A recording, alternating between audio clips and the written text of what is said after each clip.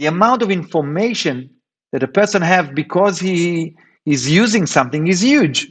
So if you are going to go through a specific procedure, you would be happy to speak with somebody who has already done that, right? You take a specific medication, you want somebody else who's done that before. So all of those things happening for us, that's a life-changing. Welcome to 20-Minute Leaders. Just sit back, relax, and learn from the leaders of today. It's a journey. Each one is different, unique, inspiring. Let's get started. This episode is powered by J Ventures, a community-driven VC fund in Silicon Valley in partnership with Leumi Tech, sponsored by Homeward Ventures, Hippo Insurance, Upwest Labs, Synergy Global, Hillel at Stanford, Leap, Birthright Excel, Serona Partners, and in media partnership with C-Tech. All right, let's get ready for some inspiration. Welcome to 20-Minute Leaders and meet Amnon Bar-Lev, the co-founder of CEO of Alike.Health. Amnon was the former president at Checkpoint Software Technologies, and prior to that, he was the founder and CEO of Xpert Integrated System Ltd. Amnon began his career in the Israeli Air Force and holds a Bachelor of Arts degree in Computer Science and Management from Tel-Aviv University, and has continued his studies at the Faculty of Medicine, School of Graduate Studies. You do not want to miss this one. Amnon Bar-Lev, welcome to 20-Minute Leaders. I am so excited for this episode. Thank you so much for being here. How are you? Thank you for having me. I'm doing great. Thank you. Amnon, I have already in my mind like 50 questions I have to ask you. You've done some incredible things and an amazing journey with twists and turns. From flying F-16 planes to being the president and CEO of Xpert Integrated Systems, the president of the well-known Checkpoint Software Technologies company, a glory of the startup nation that everybody knows. And most recently now, the co-founder and CEO of Alike.Health, with a few more things in between. One of them that we're going to have to spend some time talking about, resuming your studies as a graduate studies now in the Sackler School of Medicine, obviously in the world of health in which you're at. So Amnon, if I have to ask you to look at your sort of career path, who are you? Are you an executive? Are you an entrepreneur? Who are you? Oh, I hate labels, and I'm not sure that they always contradict each other. I think I'm a challenger. I don't know if there's terms like that for people, but I really enjoy challenge, and the most important one to challenge is always yourself, right? But it's really relevant. Either you are at the Air Force and you need to challenge yourself every day when you fly. When you build a company like my first one at Xpert, and then I moved to Checkpoint, which was totally different. That's an enterprise, and I grew a company from about $500 million in sale to $2 billion, and to about $17 billion market cap company. And that's like a totally global, from a very local company to, I manage about 3,000 to 4,000 people all around the globe, to a startup with 15 people. That I'm riding my bicycle every day to work, and I enjoy that. So if you ask me what is it, at the end of the day, I think it's the joyful that you get from challenging yourself and from challenging others. And you can get the best out of others if you do it correctly. During the time, you learn how to do it in a better way. It's not always like that. Sometimes when I was young, I was much more harsh. And during time, I understand that you need to balance it. But at the end of the day, I think if you gather around yourself people that enjoy being challenged, then it's a great fun. And then you challenge yourself and you challenge the organization. And that's what I do. Take me to those moments in which you're deciding that you're embarking on this new challenge. You're learning how to fly. You're being president of and growing a huge company, founding your own company before, and now obviously a new challenge presenting itself. How do you feel during those starting moments? What is it about the challenge that gets you excited and hooked? So first, it's not always fun, just to be fair, those challenges. But when you overcome that, it's a great fun. So I'll give you, totally different things. I remember myself, I was a squadron deputy commander on Phantom, on F4, and then I moved to fly to F-16, and you start almost from scratch.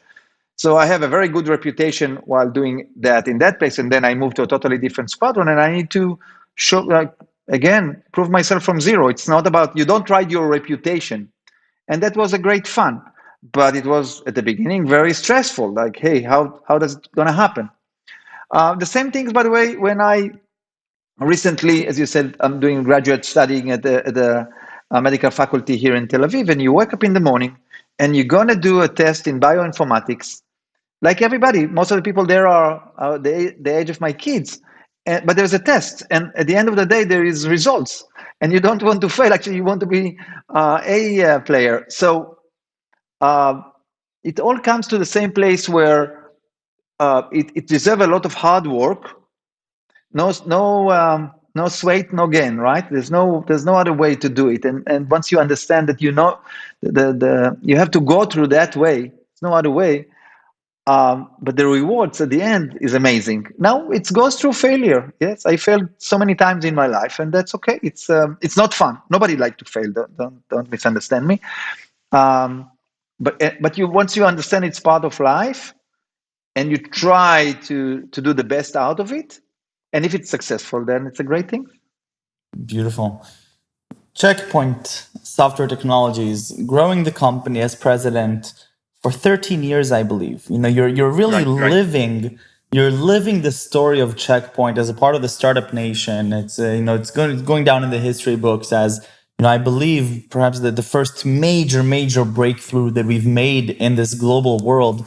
What is your role as president in that journey? How did you experience those 13 years? Because I experienced them from the side, as a fan, but how do you experience it internally as a decision maker? So I joined Checkpoint at the end of 2005. Not an easy time at Checkpoint, surprisingly. The company itself still suffer from the bubble of 2000. So income was basically stable at around $570 million. And so the company didn't grow. There was a lot of stress from that perspective. And when I joined, I found like an amazing set of assets, like great technology, um, very loyal customer base. But still, you need somehow to pour it and to find the product market fit that can allow us to grow. So, an interesting story for you. Um, I went to meet it, and I immediately understand one thing, that this company has an amazing technology, but the key source is not the technology. The key source is understanding your customer, and the go-to market will win. And that's still my belief. I mean, always people have been like fascinating by technology. Look what that technology can do. But actually, successful companies, it's not just about the technology. You have to have an assets and value, but it's all about the go-to market. So a story. When I joined Checkpoint, I went on a plane. I said bye-bye to my family for 13 years, and I spent roughly 20 times a year abroad, all over the world. And I went to meet customers all the time. So I remember myself going to a meeting in Ohio with a customer. And we talked about technology, and I asked him if everything is okay. And he said, look, you are very, very expensive. So I didn't mention before, but we at that time we sold only software, purely software. So we sold software, we pay like 20% maintenance, one-time fee, and that's it. But then, so this customer said, hey, you're very expensive. So I told him it's $20,000. Why is that so expensive? So he looked at the corner and said, hey, you see this box over here? This is a Nokia. Nokia used to generate an appliances for us. I said, this is $60,000. I need to replace it every 4 years. So this is why it's so expensive. So it was a discussion why he cannot use some of our solution. At the end of the day, I told him, look, if I'm going to bring you a box, my box, with a software and a hardware included, would you buy it from me? He said, definitely. I asked him, do you need anything else? He said, yes, I want it to be one SKU. I don't want 4 SKUs on the catalog, only one SKU. That's very important for me. That shows me that it's one product. So don't try to mess around with that. I went back to the company and I opened my own startup within Checkpoint.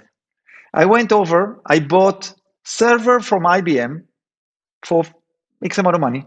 I took my software, put them all together, create one SKU, and start selling them. Like there was like discussion in Checkpoint, should we move into hardware or not? I just did it. I didn't ask anybody. And after I sold in like 10 or 12 million dollar, then actually everybody understood that's the right way to go. And then we moved to a place where everything went to selling a product with hardware and software because it's easy to the customer to consume. And we basically, it allows us to cross the first $1 billion in sale dramatically. So it was a great success to the company. So those things are fascinating. You're getting to a place, you're searching for opportunity, big opportunity. It's not like small. You have to understand a company that's selling $1 billion to make another change for $10 million sounds like great, but it doesn't move the needle. I need to grow the company 20% every year. So, and I have multiple stories like that sometimes if we have longer time, I'll tell you more about them. But there's amazing, if you analyze your assets and know how to leverage them, you can do revolutions. And you know, I'm known this show at the end. It's about leadership, and I'm curious and interested about all the different facets of leadership in the military. We call it 360 degrees of leadership, right? Where you're also leading yourself. And one thing that that it sticks with me, they're talking about it's trivial. Yes, you as the president, you have the ability to now go and go on these endeavors, but these are time-consuming endeavors. You're literally building and designing and manufacturing a product within the company. Every hour of Amnon costs a lot of money, and you still decide to go out on this initiative and to prove the value of it. And I can only imagine that if you were to come to the board and to the management team ahead of time saying, I believe in this, it may not have gone the same way. And a lot of that in a lot of that entrepreneurship is something that I've been learning is quite critical, especially for companies in this growth stage that may reach some stagnation or some logarithmic asymptote. And so I have to take you more towards your transition from cyber to health. What was that about? What's happening there? So I'm sorry to disappoint you. It's going to be a very boring story. I didn't have like nobody that died in my family, knock on wood, from cancer or something. It was much simpler than that. I decided at a certain point in time that I did very good to myself financially and others, and it's time to try to do other stuff in life, and mostly to see if I can do something big that will help the world. As you know, people are growing at the beginning; they just need to survive, right? Bringing home food and stuff. Afterwards, in this chain, the next step is to be successful. And then the last one is, can I leave a legacy here? So good for me. I'm at that stage. And so I went over to the president of the Tel-Aviv University and told him, look, I was a student, a very good student, to be fair. Again, this A stuff. But I studied computer science, and computer science first degree is basically like school. I didn't do any research or anything like that. And I'm very curious to understand more about the academic life and to see if there's values there that I can take outside and make something big out of them. And he said, "Hey, this is great. I'll present you with numerous amount of researcher, and you choose one, and they will be happy to work with you." And that's really what happened. So that's brought me to the life science. I didn't plan to do that, and I met a couple of them. I choose one professor, Professor Noam Shomron. I like what he's doing. He did molecular genetics, so it's quite fascinating things to learn.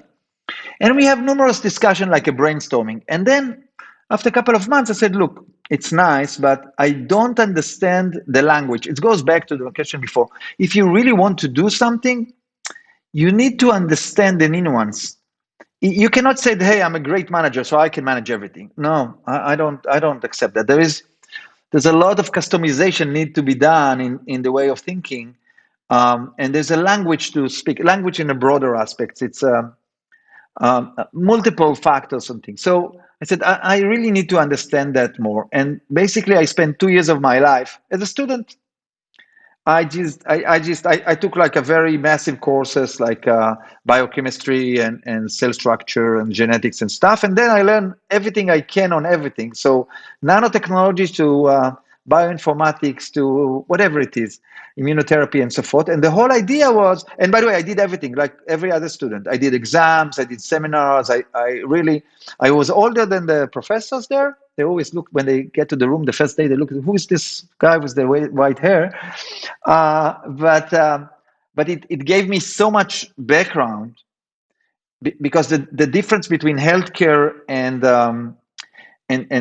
cyber is huge. The overall healthcare is a statistical science, and the ratio between signal and noise is very bad. It's not determinist by any means. And it's interesting because once I understand that very deeply statistically, I found out that roughly about 30% of people react to a specific treatment. Only 30%, more or less. By the way, placebo, about 20%. So it's not too much different, surprisingly or not. And that's lead me to a question. So can I do something about it? Can I find a better way to look at people and cluster them differently? And then I came across a technology called patient similarity network. And that's AI. That's what you might do in Stanford. So the idea was, can I cluster people based on similarity? Because if you look at the way physicians look at people, they look them on a specific condition. So if they have IBD, then gastroenterologist will look at them and whatever. So that's what he sees. But people are much more complex animal, right? And it's not only that. There's an amazing article from McKinsey that shows that if I'm looking at all things that affect my health, so genetics is about 20%, my clinical data is about 30%, and 50% relate to my social determinants. Where do I live? My social economic status. How do I sleep at night? Do I do sport? My social interaction. Do I have friends? All of that, it's extremely important. So then I asked myself, can I start collecting information from multiple aspects, profile a person, and then match it with other person? Now, another thing that I found out, that I don't want to sell technology to healthcare providers or insurance or whatever. That's the most tedious, non-scalable thing. And if you want to do something big, you have to do it very, very differently. You need to go directly. If you want to make a revolution, then the best way to do a revolution is going directly to the patient, go directly to the consumer. Now it brought me a totally different challenge. I know how to sell on a B2B for billions of dollars, but B2C is a totally different animal, which I need to study from scratch. Yeah, a new challenge, an amazing one, by the way, really an amazing one. So you really need to go through another journey. And that's what we're doing today. We're actually building a social network that it's based on clinical data. It's all anonymized, it's very secure, and it's amazing to see. We have couple of like tens of thousands of users already in the system. And every day when I wake up in the morning, I just look at them and see how they talk with each other, and people are asking questions. Other people are helping them, which is fascinating to see. The amount of information that a person have because he is using something is huge. So if you are going to go through a specific procedure, you would be happy to speak with somebody who has already done that, right? You take a specific medication, you want somebody else who's done that before. So all of those things happening for us, that's a life-changing. So that's really what happened now, and it's so rewarding, by the way. It's really great fun. I can only imagine, Amnon, both obviously at the end it's improving their lives because they're able to have better information, make better decisions, but also just on a psychological and mental capacity level, the confidence building that this provides, and I'm relating this to something that is much less important, but I think is a relevant example. When I learned how to stall an airplane and get out of it, I would talk with the instructors and I would read online. But those small conversations I would have with other student pilots that did this lesson last week and are going through the same experience as I am, they raised my confidence. I felt like I was talking to somebody who's going through the same thing as me. It was a very different experience than talking to a doctor or talking to an instructor, right? Absolutely. Doctor do not experience. He can get some information secondhand, but he himself did not experience exactly the same things as a patient. They say that. No, not that they have the time or the energy or the incentive to spend so much time with you, but they sometimes just do not know the information. And this, I saw two people talking about how to put their continuous sugar monitoring Libra to their hand and how to stick it. So what will be the patch to stick it when they go to the shower? Or somebody else saying, look, I have a IBD flare right now and I concern about what should I eat or not right now. Or just people talking, hey, I'm going to go to my therapist and I'm afraid from him and I need some like mental help. So you can see all of those things happening, both asking for specific advice or more of a like just going to and talk with somebody who is with you so you don't feel alone. Even that, it's a significant importance for them. And that obviously goes back to the previous very quick comment but relevant one, that 30% of patients react a certain way to a treatment, 25% react a certain way to with a placebo. And obviously, the effects of a placebo are we're talking about the cognitive and the psychological aspects of a treatment.